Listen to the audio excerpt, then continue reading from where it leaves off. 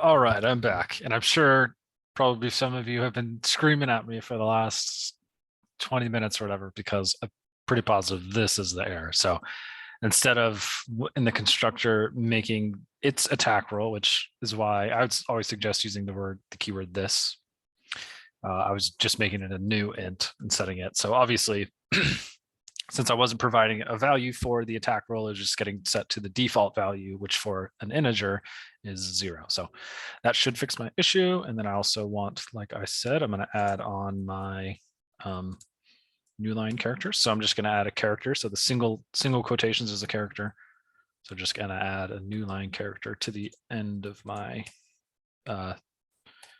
returning strings, and also do it to this one as well.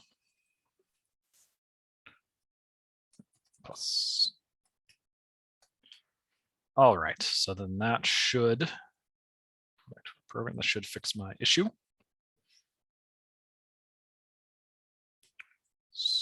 Let's add myself, add a few moves for me.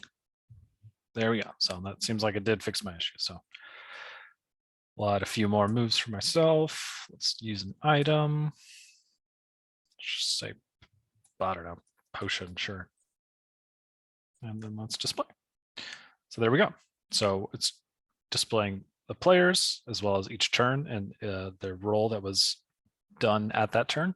And then obviously when an item is used, the turn, and then what item was used. And I can improve that error messaging. You could put like item used and then colon if I wanted to. Let's go ahead and just add another, just make it an easy to type name. And I want to add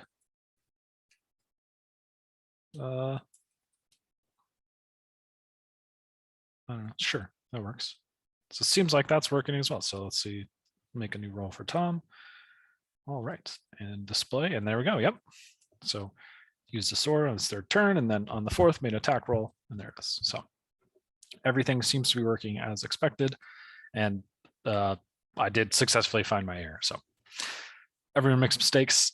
I think it's just about being able to find them. So luckily that one was pretty easy to find, and the rest of my code has seemingly been pretty error-free. So all right, so we are done with 4 and 5. And now we want to try to implement this algorithm. So finding the highest roll out of every move or every action that was taken. So the first thing we're going to have to do is we're going to have to iterate through every player. And then for every player, we're going to have to iterate through that player's move list and get the roll for each move. So there's obviously going to be a few issues that come up that we're going to deal with as we're doing this. So let's just jump right into the overall algorithm. So for this one, I'll show you guys the enhanced for loop. So up above, this is just a normal for loop where you're using an integer, an I, and incrementing through your list using the array.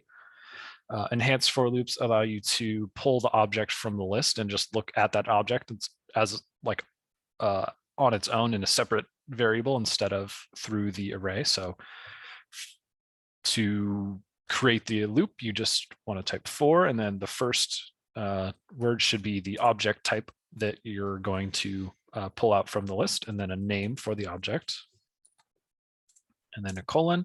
And this is going to be the list that is going to that you're going to get all of the players from. So for this one, it's going to be not pieces, players, right? Because players is the array of all players this menu or this list holds. So I just want to go for every player. Then I want to look at every player's list, every player's action list. So then I also need to go over, and this one I'll just do a regular for loop. So,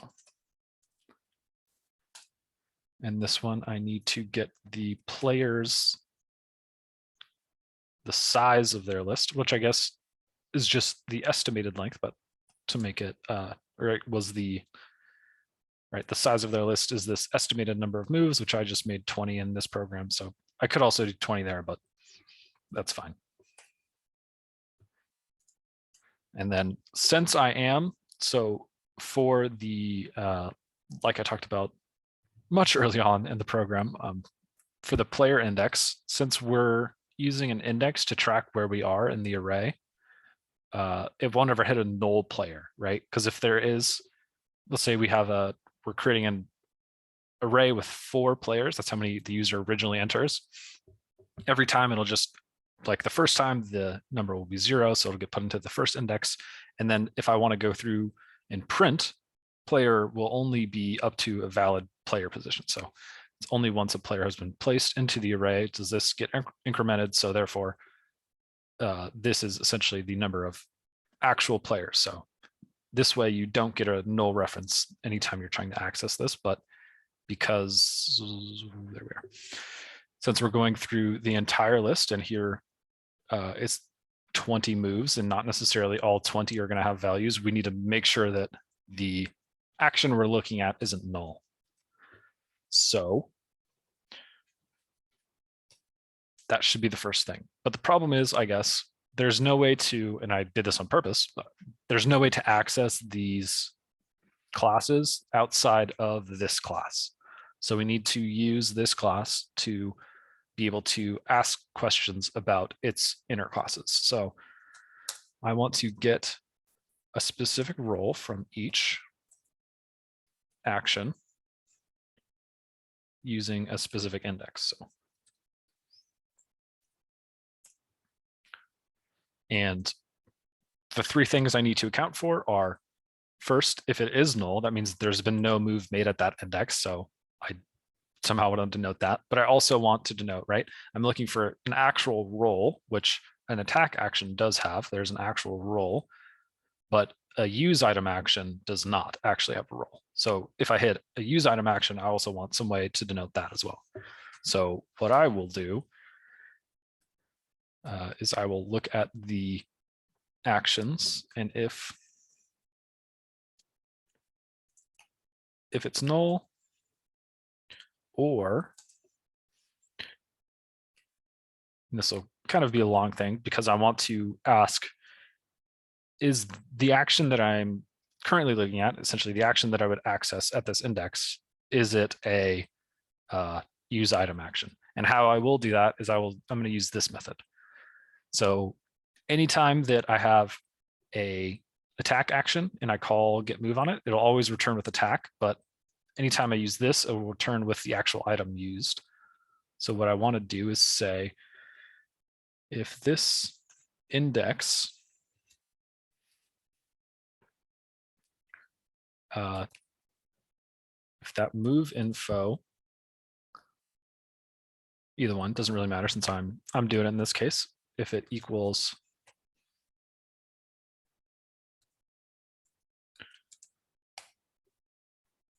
then I want to do it, right? So this whole statement right here, I'm getting the move info, then I'm comparing it to the string attack, which if it is an attack action, that compare will be 0. So if it's not 0, that tells me that whatever string is returned from get move info was not attack, which means that the object that this is looking at, this index is looking at, is a use item action object. So then I also need to denote that. So I probably will return -1.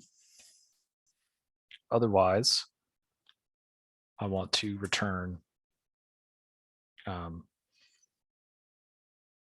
actions of p index dot. Oh, and here's where we're going to run into another issue. So actions, each index in that array is just a general action object. So what we're first going to have to do, which we still can, we can leave that, but actually we can just get rid of it. I'm going to make a temporary object, and I'm going to set that equal to this index. Dang it. There we go. And I'm going to cast this specific index to a new object. So this is an explicit. I don't know honestly which word it is, but this is a pretty sure explicit cast. So I'm telling the system, when you're looking at this, cast it to an attack action object. So that way, then I can actually call get attack roll on that object. Because otherwise, right, if I try to access directly through actions through the index, it thinks it's an action object. So I can't. Oh, it will. And my ID luckily is semi-smart. So that's one way to do that. So you can either do it. I could return this instead of going through this. Essentially, that just did exactly what I did, right? It's just casting that specific index to an attack action and then calling that object on it. So I'm actually going to try out this method. And since I did not try that when I successfully built this program, which I did successfully build this program.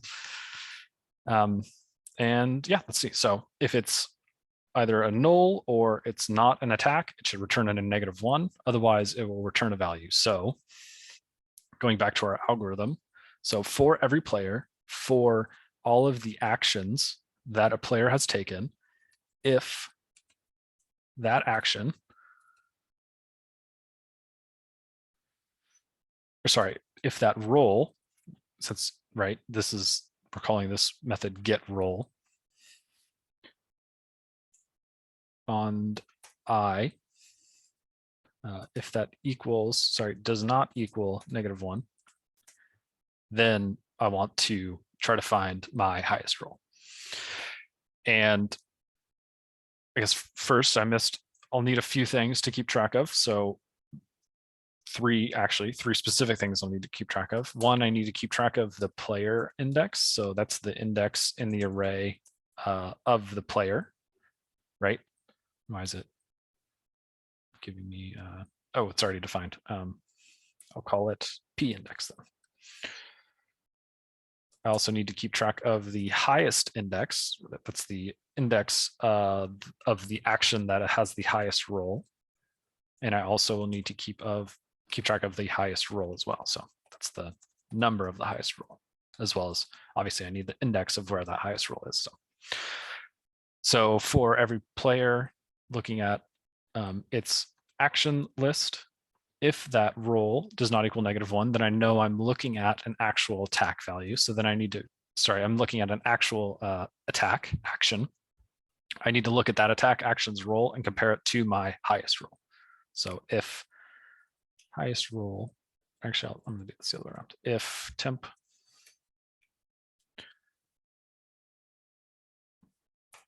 so then I know this isn't going to be -1. It should be greater than highest roll. Then I know I have found. So then P index is going to be, ooh, now that I guess I cannot have this loop since I need to capture that index as well. So I could probably set a temporary player object to it, but I don't really want to have to mess with that. So I'm just going to switch this real quick to the regular for loop, but I'm glad I was able to show you guys the enhanced one. So you can use that. You probably could still use that if you wanted to, but this video is running pretty long, so I want to get you guys through this before I do that. So I'm just going to replace temp players with the actual array, and then the player index is that. The highest index is I, and the highest roll is going to be the roll that was done at I. Yep. And then once I hit this point, you could probably print it out. So system.out.print.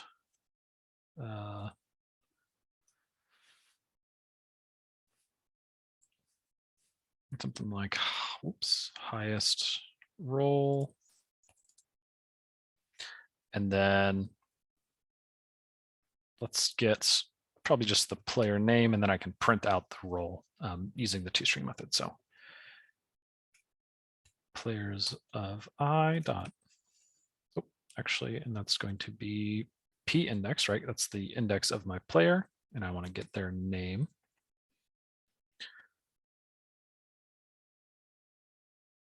And I'm going to put performed by. And then I want to print out the actual move.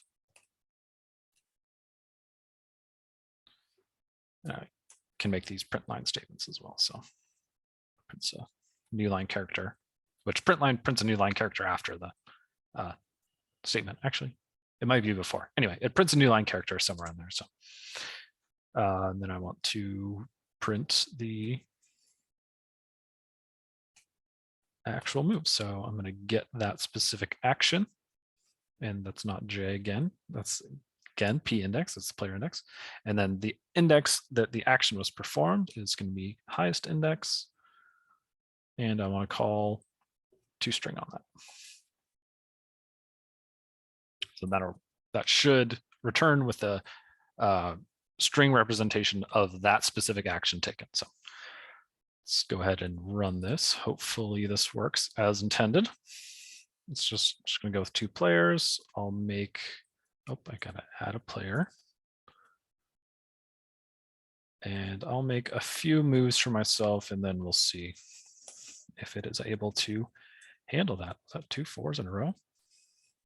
That was lucky. So there we go. So we have a 10 and 2 4s. So if I perform this algorithm, there we go. So it looks like it was successful. Let's see what happens if I add a new player and I give them some roles. That was a terrible roll. All right, come on, Tom. It's a terrible roll. There we go. Okay, so now Tom should have the higher roll, right? Got a 1, got a 16 there. So then when I call this, it hopefully, if we did it right, it should tell me that Tom made the highest roll. So, woo, there we go. All right, so it looks like that's done. Looks like that is working as intended. I think for the final thing that I want to do is I want to quickly show you guys how to write this file, write this menu, we'll call it list, to a file. So take a quick break and then we will do that. Okay, everyone. The last thing we're going to do here is we're going to write the list to a file to save. So that way that when you're done playing and you quit, the user can have a file generated for them of all the moves made and the players that they managed. So to read or write from a file, there's a number of options you can use. Some work better than others, and I think it seems like different people prefer different methods. So it's definitely up to you. I'm just going to show you one method, and the method that I used that I was able to get working was using a file writer and a buffered writer. But like I said, there's a large number of writers or a large number of options for writing to a file and also reading from a file. So for writing to a file, you have to account for the possibility of exceptions that are going to be thrown. So either your program is going to have to declare in its method that it is going to throw an exception here, or you can surround your IO opening, closing, not closing, IO opening code in a try catch block. So that's what I will do. I'm going to do a try and then a catch block, which is going to catch, let's do an IO exception. And then I'm just going to print the stack trace from that exception. And here I want to make a new file writer. I'm going to call it file writer. And in its constructor, it needs a new file. And to make a new file, you can just supply with a file name. I'm going to call it player list.txt. And it's giving me that because it wants me to import that class. So obviously, file is a standard library Java class, so you just have to import it in Smart IDE, put it right at the top there. So same with file writer, and it will do the same thing when I try to use buffered writer as well. So then when I use buffered writer, it should have just imported those as well. I'll call this writer. And to my writer out, I want I'm going to feed it the file writer as its argument to the constructor. And then the writer should just be able to write, I believe it should just be with writes. And let's see, let's just print player list. And what should happen is it should make a new file if I did this correctly. Something's looking off, so I'm not sure if I did, but let's see what happens. So let's say there's 2 players. I'm going to add myself, add Tom. I'm going to make myself a move. I'm going to make Tom use a potion. Let's make Tom move, and let's make myself move again. Okay, so got a few moves for both players.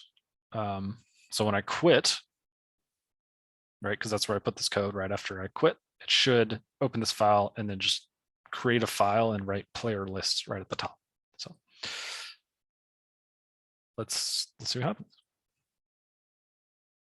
And there we go. So there's my text list. I don't actually know if it wrote anything, and it did. So it successfully opened the file, which if it wasn't able to, that's where the exception would be thrown, right? The exception would be thrown in this try block and then caught with this exception. So if it actually wasn't an IO exception, it wouldn't be caught. So what you want to do with your try catches is you want them to be more general as you go down so that you can catch every type of exception. So first, an IO exception will be caught because obviously IO exception is a type of exception. But if it's not an IO exception, it's just another type of exception, it would be caught by this try catch block. So just a word of caution to you. So I wrote the player list, and now I just need to follow almost a identical format to when I just print out my players, except instead of printing them out to the console, I'm going to write them to my list.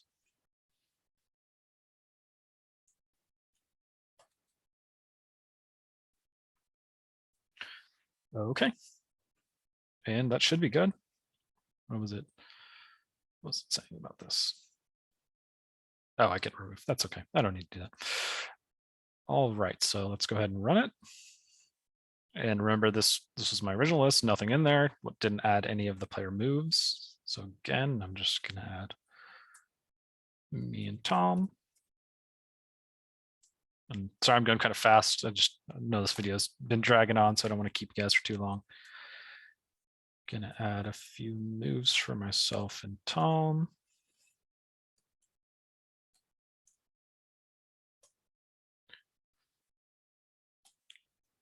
And one last one for Tom. So, okay.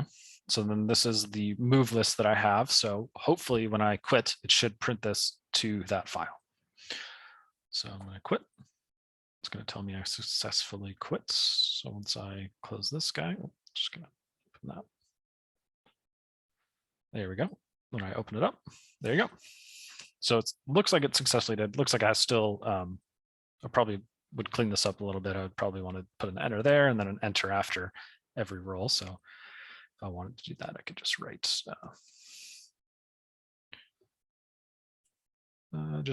a new line character.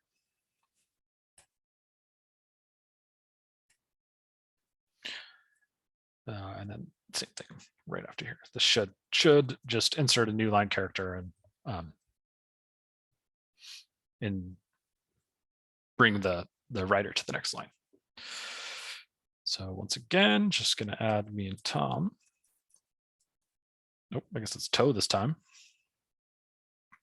Like I said, the program is very basic, so there's not a lot of error handling or anything like that. You can build those if you would like. This is just to kind of show you guys some basics of Java. So I'm gonna get a few moves going.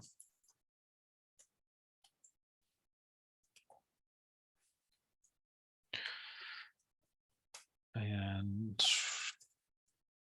I think that's good. Got 2 moves for each. So then there is obviously name, health, looks all good. So when I quit, and every time you quit, it should override this file. So what's in here now is obviously going to be overridden. And actually, even if it is longer, it shouldn't have these extra remaining lines. So,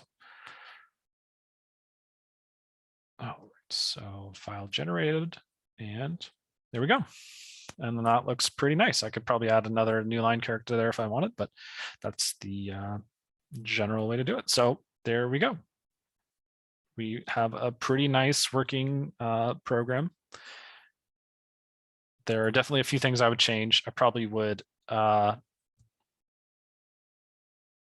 you could clean up some algorithms a little more. Like this probably could be a little bit better designed, but it works as semi-intended. And then what I think you guys should maybe think about doing, because you will definitely have to do this in this class, is be able to load this list from a menu. Sorry, from a file. So it would be a little bit difficult, but if you want to practice, you can practice with this file, or just as another suggestion, familiarize yourself with being able to load a file and read it into some data structure, because you will be doing that in this class. I think that's going to be it. I want to thank everyone for taking the time to watch this video. I know it was pretty long, but I hope you guys learned something. Hope it was valuable for you. And I'll be here all semester, so if you have any questions, feel free to reach out on Slack. I hold office hours on Wednesdays, so I'm there too if you need any help. And I guess that's gonna be it. Have a good one, and I'll see you guys later.